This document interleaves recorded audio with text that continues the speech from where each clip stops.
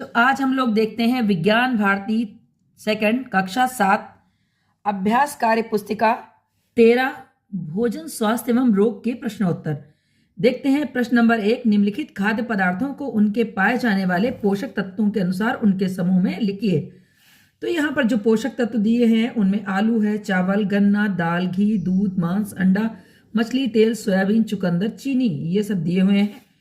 बच्चों यहाँ पर हम प्रोटीन वाले पदार्थों को, कार्बोहाइड्रेट वाले पदार्थों को और वसा वाले पदार्थों को अलग अलग कर लेंगे। तो जैसा कि हम जानते हैं कि जो यहाँ पर लिखे हुए हैं उनमें से छांट कर भरने हैं।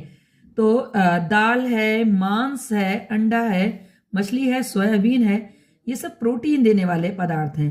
प्रोटीन हमारे शरीर की टूट फूट की मरम्मत करती है और मांस बढ़ाने का काम करती है।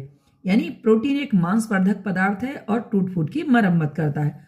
उसके बाद आइए देखते हैं इसी में जो मिठास वाली चीजें हैं वो सब कार्बोहाइड्रेट के अंतर्गत आएंगी। जैसे चावल, गन्ना, चुकंदर, चीनी, ये सब कार्बोहाइड्रेट के अंतर्गत आती हैं और कार्बोहाइड्रेट हमारे शरीर को ऊर्जा देता है। उसके बाद बची जो चीजें हैं वो वसा के अंतर्गत आएंगी, जैसे घी और तेल, ये भी हमको ऊर्जा देने का काम करता है। लेकिन कार्बोहाइड्रेट हमें शीघ्र ऊर्जा देती है, वसा हमें देर से ऊर्जा देती है। उसके बाद चित्र नंबर 2 प्रश्न नंबर 2 है, चित्र में दिए गए खाद्य पदार्थ पौधों का कौन सा भाग है? तो आलू तना है, फूल गोभी कलिका है, मटर फली है, गाजर जड़ है, पालक पत्ते हैं। फिर आइए, ईस्ट या खमीर का प्रयोग होता है क्या बनाने में? ईस्ट या खमीर का प्रयोग डबल रोटी बनाने में होता है, ब्रेड बनाने में होता है, जलेबी बनाने में होता है। इन सब में ईस्ट का प्रयोग किया जाता है, इसलिए हम यहाँ पर सही उत्तर क्या होगा? सभी।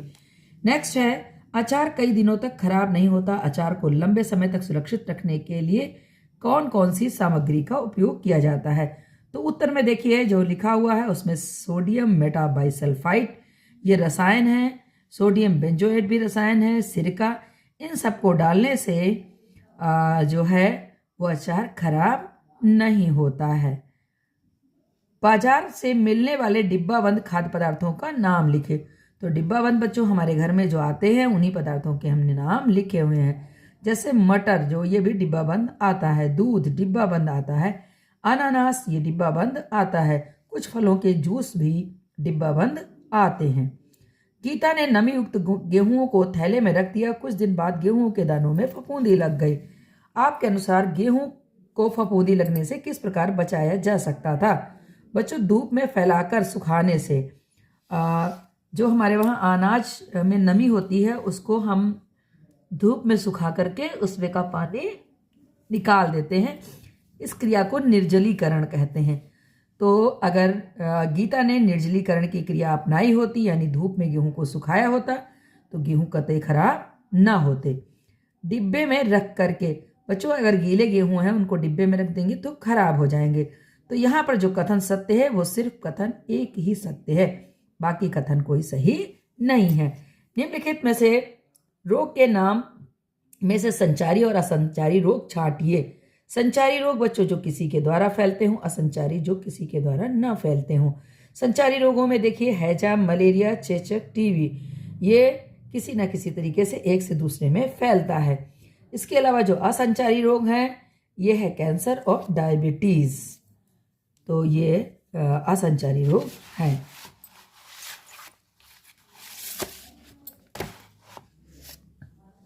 आइए देखते हैं प्रश्न नंबर 8। निम्नलिखित रोगों को उनके फैलने के माध्यम के अनुसार छांट कर निर्धारित स्थानों पर लिखिए। हैजा, मलेरिया, चेचक, इन्फ्लुएंजा, डेंगू। इसमें से वायु के द्वारा कौन फैलते हैं, जल के द्वारा कौन से फैलते हैं और रक्त के द्वारा कौन फैलते हैं, उनमें छांटना है। तो चेचक और इन्फ्लुएंजा जो है वायु के द्वारा फैलता है इसका बैक्टीरिया, जल द्वारा हैजा और डायरिया होता है, रक्त द्वारा मलेरिया और डेंगू होता है, क्योंकि ये मच्छर के माध्यम से होता है। मच्छर संक्रमित व्यक्ति को काटता है और किसी स्वस्थ मनुष्य को काटता है तो उसके रक्त में जो संक्रमित व्यक्ति के काटा था उससे स्वस्थ व्यक्ति में इसके वायरस चले जाते हैं। इस तरीके से मलेरिया और डेंगू हो जाता है। अब आइए, सामान्यतः कुछ बीमारियों जैसे उल्टी, दस्त आदि के कारण हमारे शरीर में पानी की कमी हो जाती है। बच्चों, जो पानी की कमी हो जाती है उनको कहते हैं निर्जलीकरण। इसको पूरा करने के लिए ORS घोल की आवश्यकता पड़ती है। ORS घोल को बनाने के लिए नीचे दिए गए खाद्य पदार्थों में से उपयुक्त पदार्थों का चयन कीजिए। तो बच्चों, ORS घोल जो है वो, जिसको हम लोग हिंदी में कहते हैं जीवन रक्षक घोल, इसमें चीनी मिलाई जाती है, नमक मिलाया जाता है और पानी मिलाया जाता है। इन तीन चीजों को मिला करके ORS का घोल बनता है। तो देखिए फिर से, चीनी, नमक और पानी, इन तीनों चीजों को मिला करके ORS का घोल बनता है। कोरोना संक्रमण से बचाने के उपाय। अब देखिए उपाय, मास्क का प्रयोग करें, 3 गज की दूरी बनाए रखें, हाथ को साबुन व सैनिटाइजर से बार बार धोएं। उसके बाद नेक्स्ट क्वेश्चन है, रोग का नाम, रोगाणु का नाम यहाँ पर लिखना है।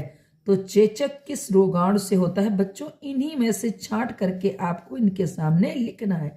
तो चेचक जो है वो वेरियोला वायरस से होती है, जुखाम राइनो वायरस से, डेंगू एडिस एजिप्टी से, हैजा विब्रियो कॉलेरी से, प्लेग पास्चुरेला पैक्टिस से और कोरोना नोवेल कोरोना वायरस से होता है।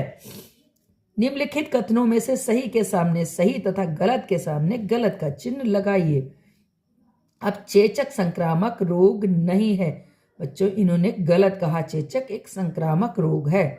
फिर है, उबालना एक परिरक्षण विधि है, बिल्कुल सही, उबालने से भी कुछ वस्तुओं का परिरक्षण हो जाता है, यानी वो सुरक्षित रहती है ज्यादा दिनों तक। असंचारी रोग वायु द्वारा फैलते हैं बच्चों, असंचारी रोग किसी के द्वारा नहीं फैलते, तो ये भी इन्होंने गलत कहा है। डायरिया रोग दूषित जल और भोजन द्वारा होता है, ये बिल्कुल सही है। दूषित जल और दूषित भोजन का सेवन करने से डायरिया हो सकता है। डायरिया मतलब उल्टी दस्ताना। तो इस तरह से आपने इस पाठ के बहुत ही अच्छी तरीके से प्रश्न उत्तर देखे और आशा करती हूँ कि आप सब बच्चे भी इस पाठ को समझकर अपनी वर्कबुक में लिखेंगे।